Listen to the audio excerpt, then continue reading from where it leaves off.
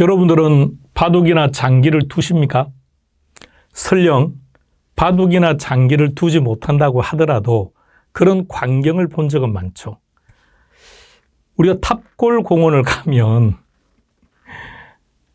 나이 드신 어르신들께서 많이 두는데 항상 거기도 마찬가지입니다. 이상하게 훈수를 두시는 분들이 잘해요. 바둑과 장기는 게임 당사자보다 훈수를 두는 사람들이 이상하게 잘해요. 근데 만약 그분들이 직접 게임에 참여하면 또 그렇게 잘하지는 않아요. 왜 훈수를 두는 사람이 잘할까요? 훈수를 두는 사람은 일단 직접적인 당사자가 아니죠. 한 발짝 떨어져 있죠. 그러다 보니까 여유가 있는 거죠. 양쪽 패가 동시에 다 들어옵니다. 그러니까 당연히 잘할 수밖에요. 근데 직접 게임에 참여하면 긴장을 하죠. 긴장을 하니까 상대패는 내 눈에 안 들어오고 내 패만 보이는 거죠. 자, 우리 한번 이 시기에서 발을 한 발짝 뒤로 빼는 것은 어떨까요? 조금 여유 있게 한번 바라보는 건 어떨까요? 물론 우리가 직접 시험을 보는 당사자이기 때문에 철저하게 1인칭 입장에서 봐야 되지만 때론 3인칭 전지적 작가 시점에서 바라보면 오히려 더 편안한 마음으로 즐길 수 있다는 얘기입니다. 지금 파이널 특강까지 왔습니다.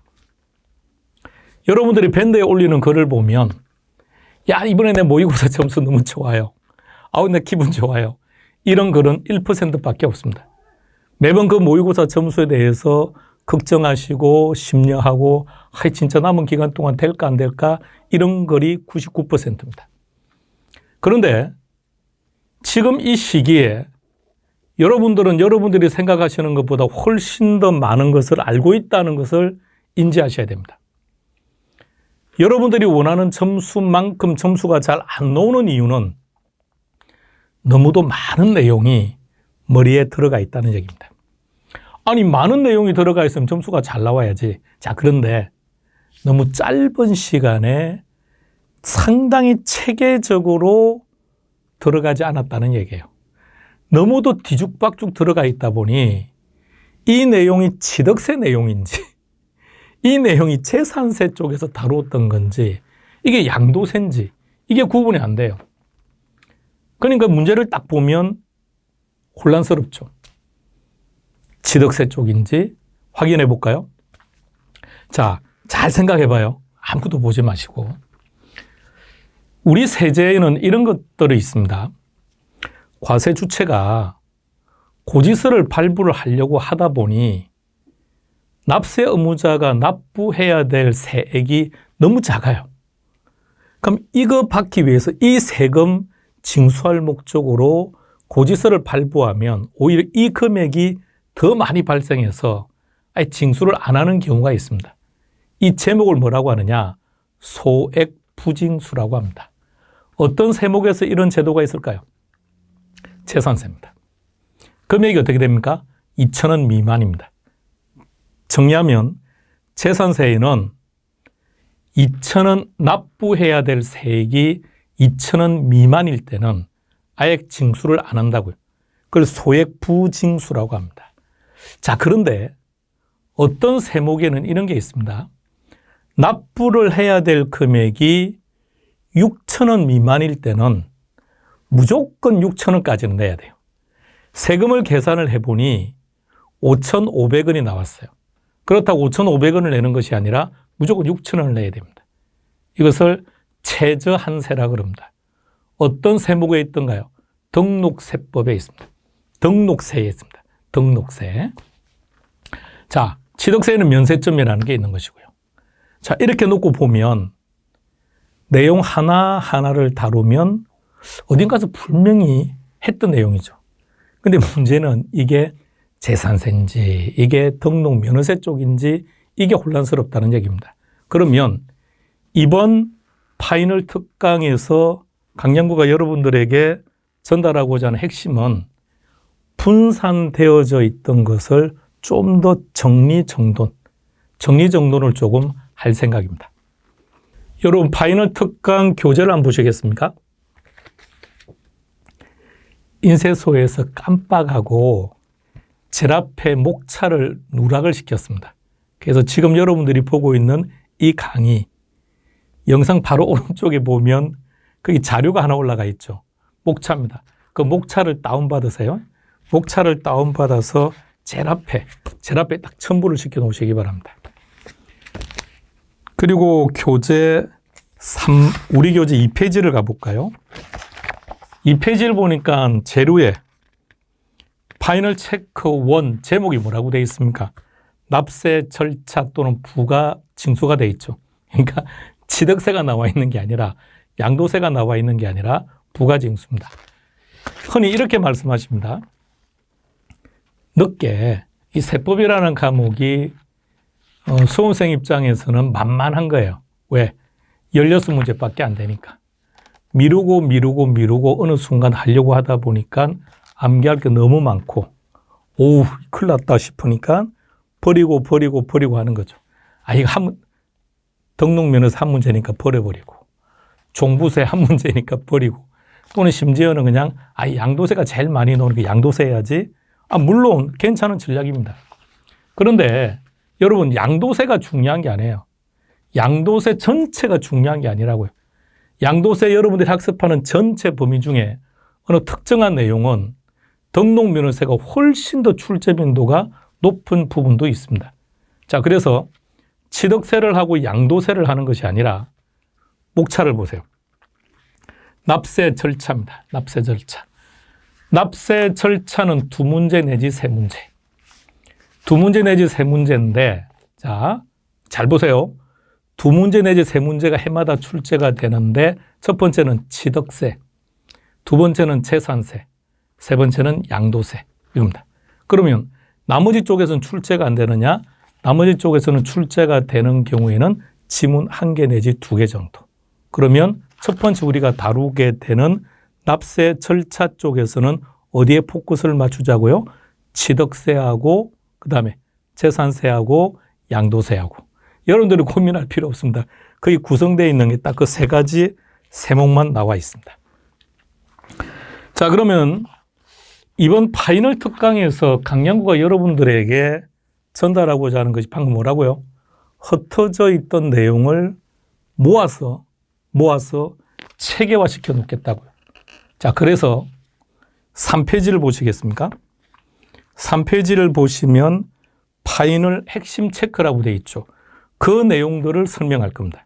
그 내용들을. 그래서 그 내용들을 어떤 식으로 설명할 거냐. 자, 이제 진행을 하면서 보시기 바랍니다. 1번 문제입니다. 아직 문제는 풀 필요도 없어요. 풀고 들어오셔도 상관없는데 그런 거 할 필요도 없고 그냥 듣기만 들으세요. 이제부터는 핵심 체크라고 나와 있는 그 내용들을 내 머릿속에 정리할 겁니다. 그런데 이거는 취득세야. 요거는 재산세에서 나와. 요거는 양도세에서 나오는 표현이야. 딱 그러니까 어느 특정한 내용을 딱 보면 이거는 취득세에서 나오는 표현인지 아니면 재산세에서 나오는 표현인지 그런 부분들을 철저하게 정리정돈해서 그 부분들을 이제 반복할 겁니다. 부가징수, 납세 절차, 몇 문제 출제된다고요? 3문제. 어디서 출제가 된다고요? 그러니까 물론 4문제가 놓은 해도 있었는데 3문제가 일반적이고 적게 놓으면 1문제가 놓은 적도 있습니다. 그래서 평균 2문제 내지 3문제. 2문제 내지 3문제가 출제가 되는데 취득세와 재산세와 양도세가 돌아가면서 출제가 되니까 우리는 이 3개에 집중할 겁니다. 자, 숙보기는 3페이지를 딱 펼쳐놓고 여러분들은 칠판에 집중하셔야 됩니다. 자, 시작합니다.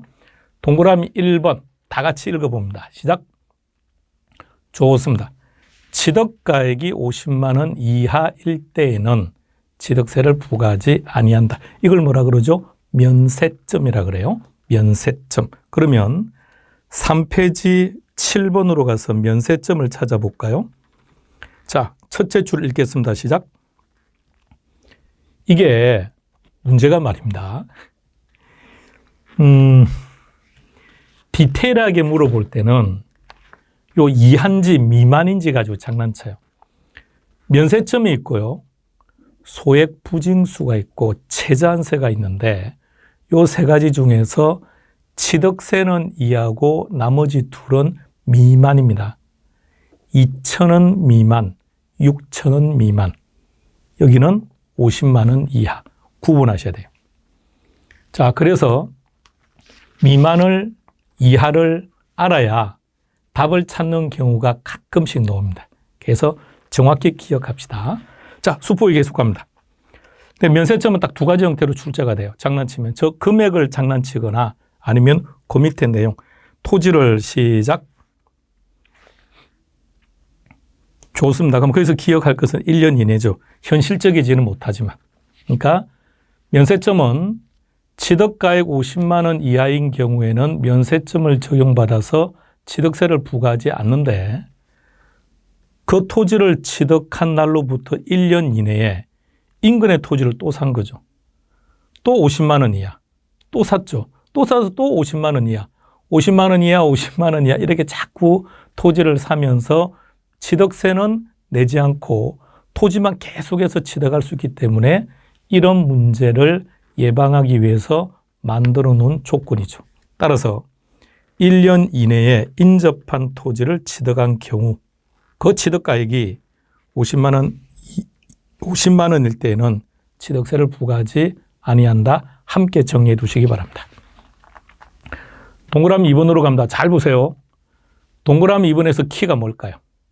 신고를 하지 아니하고 매각했다. 시작. 신고를 하지 않고 매각했다. 이게 전형적인 투기예요. 그래서 신고를 하지 않고 매각을 한 경우에는 중가산세 몇 퍼센트? 80%를 부과합니다. 자, 한 세트로 묶어서 딱 기억합니다. 조건을 기억해야 됩니다. 문제 읽고 답 읽고 시작. 신고하지 아니하고 매각. 이게 문제. 답은 80%의 가산세를 징수한다는 겁니다. 자, 그런데 지목 변경으로 인한 취득. 지목 변경. 간주 취득에 해당되는 거죠. 자, 그러면 신고를 하지 않고 매각을 한 경우는 80% 중가산세를 적용하지만 간주 취득이거나 또는 등기를 요하지 않는 경우에는 중가산세를 적용하지 않는다. 자, 자료로 갈 겁니다. 3페이지 갑니다. 큰 5번 찾으세요. 중가산세. 신고를 아니하고 매각하는 경우에는 산출세액의 80%의 가산세가 부과된다고요. 자, 그러나 간주취득이거나 등기를 요하지 않는 경우는 제외한다. 자, 내용 다시 들어가기 전에 지금 여러분들에게 이번 특강의 목적은 3페이지엔 이 내용을 지금 정리해 드리는 거예요. 그러니까 그것을 얘를 활용하는 거예요. 3페이지만 그냥 들고 쭉 설명하면 재미가 없어요. 들으면 알 것 같고. 그러니까 실제 문제가 어떻게 출제되었는지 또는 출제될 건지를 보면서 합시다. 동그라미 3번을 볼까요? 자, 등기, 여기서부터 다 같이 읽겠습니다. 시작. 자, 왜 이러는지 한번 생각해 보세요. 우리가 등기 등록을 하려고 합니다. 우리가 아파트를 사서 내 명의로 등기를 하려면 등기소로 가야죠. 그럼 등기소로 가기 위해서는 제반 서류들을 가지고 가야 되는데 그 서류 중에 우리 세법하고 관련된 게 두 가지가 있습니다. 등록세 필증과 취득세 필증을 가지고 가야만 등기 등록을 받아줍니다. 자, 그러면 보세요. 등기 또는 등록 신청서를 등기 등록관서에 접수하는 날까지 취득세를 신고하고 납부하고 그래서 그 필증을 가지고 등기소에 가야만 등기 등록을 받아준다고요. 자, 그러니까 신기스러울 게 없죠.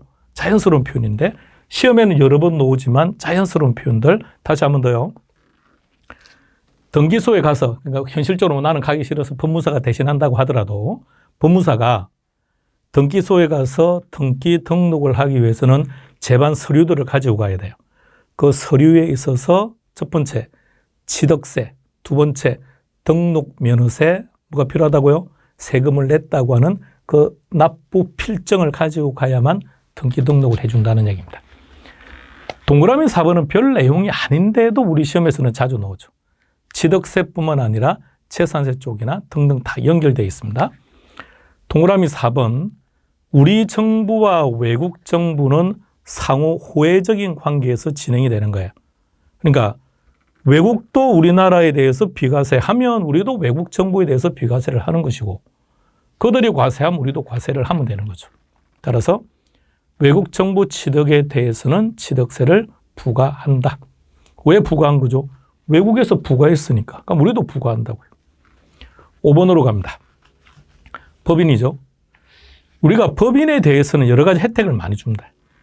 개인에 비해서 말입니다. 여러분, 법인이 각종 세제 혜택을 많이 줍니다. 자, 대신에 그것을 입증할 수 있는 장부를 비치하고 있어야 돼요. 법인은 장부가 비치되어 있기 때문에 개인에 비해서 상대적으로 많은 혜택을 받습니다. 그런데 장부가 비치되어 있지 않대요. 그럴 때는 10%의 가산세가 부과됩니다. 우리 교재 6번으로 가볼까요? 법인 장부 가산세. 법인 장부에 관여하는 증거 서류를 작성하여 비치하지 않은 경우에는 어쩌고 저쩌고 10% 돼 있죠. 10%의 가산세가 부과된다. 자, 이렇게 해서 3페이지 내용들을 정리하는 겁니다. 자, 문제 놓고 3페이지 조금만 더 보겠습니다. 자, 제일 위에 납세지 볼까요? 납세지가 워낙 시험에 잘 나오죠. 별 내용은 없는데. 그러니까 원칙, 지방세는 소재지, 국세는 주소지, 이렇게 기억하는 겁니다. 자, 그리고 지문 봅시다. 같은 취득 물건이 둘 이상의 지자체에 걸쳐 있다. 지금 우리가 하고 있는 취득세는 지방세죠. 지방세인데 과세 물건이 여러 지역에 걸쳐 있으면 어떻게 할 거냐. 그럴 때는 안분해야죠. 뭘 가지고 안분하느냐? 금액을 기준으로. 시가 표준액입니다. 자, 그래서 취득 물건 소재지별 시가 표준액 비율로 나눈다는 것 기억하시고요. 자, 두 번째 신고 납부 기한은 잠시 후에 보겠습니다. 잠시 후에. 자, 다음 2번 문제 갑시다. 보면서 갈게요. 자, 일단 몸 푸세요. 머리 맑게 합시다. 지금은 문제를 풀면서 답을 찾는 데 포커스를 두는 게 아니고요. 문제를 활용해서 핵심 정리를 정리하려고 하는 겁니다. 자, 동그라미 1번으로 갑시다. 상속으로 취득세 과세 물건을 취득한 자. 그거 좀 간단히 표현하면 취득을 했다는 얘기죠. 취득세 과세 물건을 취득을 했으니 뭐 해야 됩니까? 제일 마지막에 신고 납부해야죠. 그럼 언제까지? 자, 취득세 신고 납부의 원칙은 어떻게 됩니까? 취득한 날로부터 60일 이내죠. 자, 그것도 볼게요. 신고 납부 기한 찾으세요. 취득일로부터 60일 이내. 자, 그것도 기억합시다. 취득일로부터 60일 이내 신고 납부하는 게 원칙. 자, 상속인 경우는 시작. 아니요. 정확하게 읽어요. 시작. 상속 개시일이 속하는 달의 말일부터 6개월, 9개월. 6개월, 9개월 이렇게 기억합시다. 청년은 3개월. 그리고 4번 토지거래 허가구역 자주 나옵니다. 그 제목에서 그 풀로 다 적어두는데 너무 지저분하니까 간단하게 갑시다. 제목이 토지거래 허가구역이죠. 허가라는 말이 들어갔죠. 그러니까 허가일부터 이렇게 갑시다. 허가일부터 60일 이내. 신고 납부 기한 먼저 입력하고 갑시다. 자, 칠판으로 옵니다. 아무 생각하지 마세요. 동그라미 1번이 O입니까? X입니까? 딱 함정에 빠지기 좋게 출제하죠. 상속은 언제 한다고요? 상속 개시일부터가 아니죠. 상속 개시일이 속하는 달의 말일부터 6개월, 9개월 이래 돼야죠. 동그라미 2번으로 갑니다. 취득세 과세 물건을 취득한 후에 중과세 대상이 되었답니다. 이게 첫 번째 조건이죠. 중과세 대상이 되었다. 그러면 중과세 대상이 되기 전에는 표준 세율을 적용했겠죠. 그럼 중과세 대상이 되면 이제 어떻게 합니까? 중과세 적용을 받아야죠. 그래서 중과세율을 적용해서 신고 납부하여야 한다. 자, 이렇게 하나 틀렸습니다. 다시 개념 잡읍시다. 지문 동그라미 이번에 조건을 잘 봐요. 취득한 후에 중과세 대상이 되었다라는 말은 기존에는 일반 세율을 적용했다는 얘기죠. 그러니까 표준 세율을 적용했다고요. 그런데 중과 대상이 되었다 그랬으니까 이제부터는 중과 세율을 적용해서 신고 납부하여야 한다. 그런데 기존에 표준 세율을 적용해서 이미 신고 납부한 게 있겠죠. 그럼 공제받아야죠. 따라서 이미 납부한 세액은 공제해야 된다. 단 가산세는 납세 의무자가 잘못해서 추가로 부과된 거니까 그 부분은 공제시켜 줄 필요 없겠죠. 따라 가산세는 제외한다. 하나하나 정확하게요. 자, 그 부분을 정리해 봅시다. 그 부분은 어디에 있을까요? 자, 3번 추가 징수 볼까요? 1번 중과세 대상이 된 날 또는 중과 대상이 된 날부터 60일 이내에 신고 납부를 하는데, 두 번째, 산출한 세액에서 이미 납부한 세액을 공제한다고요. 공제. 단 가산세는 제외한다. 동그라미 3번은 우리가 앞서 정리했던 거죠. 문제 읽고 답 읽고 시작.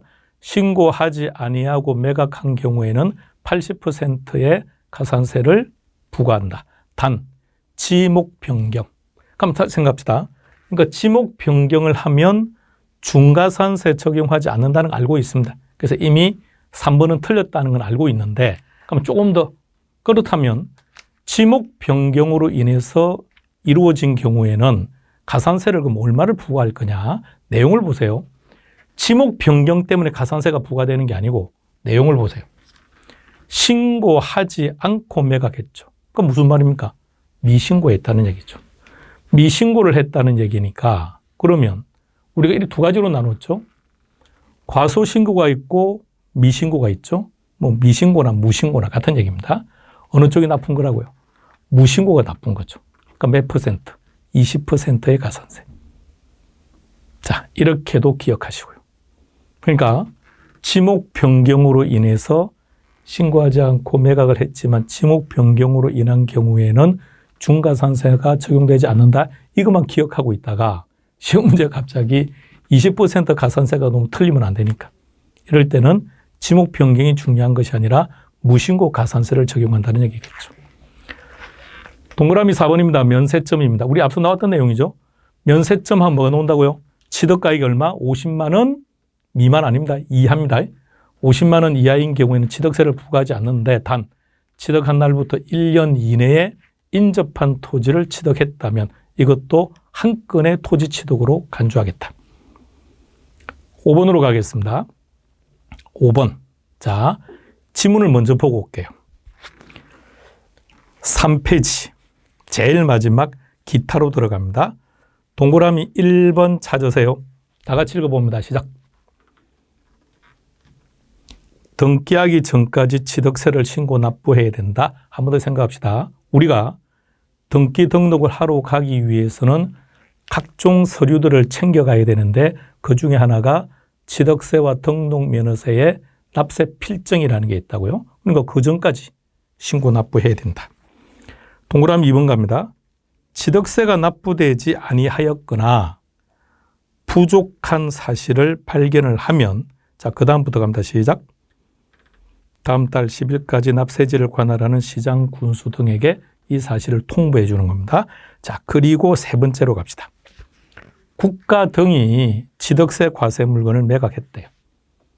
국가 등이 취득세 과세 물건을 매각했다.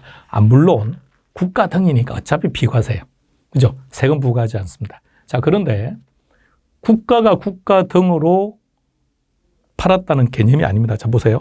국가 등은 취득세 과세 물건을 매각했는데 국가 등이 국가 등에게 매각을 했을 수도 있겠지만 국가가 개인에게 했을 수도 있다는 얘기죠.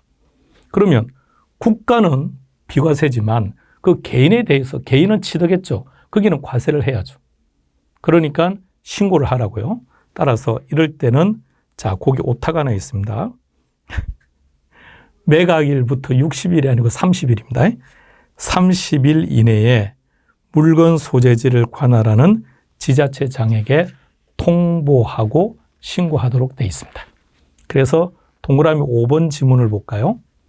국가 등은 취득세 과세 물건을 매각하면 매각일로부터 며칠 30일 이내에 지자체장에게 통보하고 신고하여야 한다. 자, 여기까지가 취득세 신고납부 올해 한 문제라고 생각하시면 됩니다. 그러면 거기에 나오는 내용들 전체적으로 다 정리했고, 자, 4번에 나오는 가산세 한번 정리해 볼까요? 자, 1번. 과소신고, 무신고. 어떤 게 나쁜 거라고요? 그렇죠? 과소신고는 신고는 한 거 아닙니까? 100만 원인데 50만 원이라고 과소신고는 한 거고, 무신고는 아예 그냥 쌩 까버린 거 아닌가요? 그러니까 무신고는 20%, 과소신고는 10%의 가산세를 부과하는 겁니다. 그런데 사기나 부정일 때는 40. 다음 동그라미 2번 봅시다. 납부 지연 가사세. 자, 거기에 1일 0.022% 그랬는데 10만 분의 22. 그 뒤에다가 10만 분의 22라고 적어 놓으시죠. 10만 분의 22. 취득세 납세 절차는 이 범위 안 벗어납니다. 그럼 여러분들은 이제 뭐 한다고요? 3페이지 내용을 여러 번 반복하는 거예요. 그런데 3페이지 내용을 단순하게 암기하는 것도 좋은데 그러면 좀 불편하니까 가급적이면 문제를 보시고 이제 많은 문제 필요 없어요. 이 두 문제만 딱 풀으면 돼요. 1번, 2번 이 두 문제를 풀면서 이 속에서 답을 찾는 연습을 하시기 바랍니다. 자, 여기까지 진행하고 우리 커피 한잔 하고 이어가겠습니다.